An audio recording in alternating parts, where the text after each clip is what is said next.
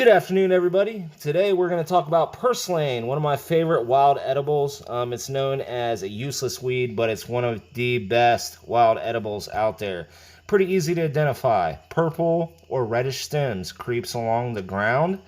If you look at the leaves, now the leaves will have like a teardrop shape to them, so it's pretty relatively easy to identify. If you're outside, it's probably within 100 yards of you right now, okay? It's being tested to combat tumors. Now, it's also used for mothers with newborns that are having trouble producing milk.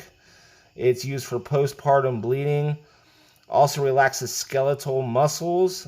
Acts as a diuretic.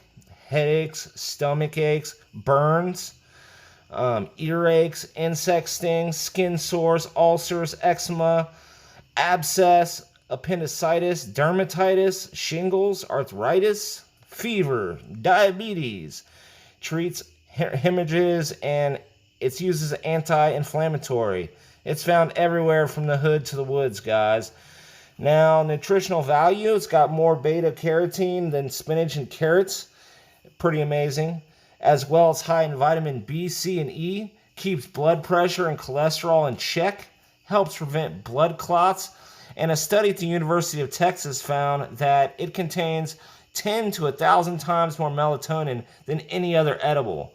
So this is pretty cool stuff. We're going to get more into it. I'm going to take you around and show you some more plants, and sidewalks and stuff like that. And we're going to talk a little bit more about the plant itself. So without further ado, let's get along. I'm going to take you a walk through my yard, gardens, because this plant does grow in any kind of substrate. As long as it's disturbed soil, it likes gardens, sidewalk cracks, pretty much grows anywhere. So let's get to it and move along through the video.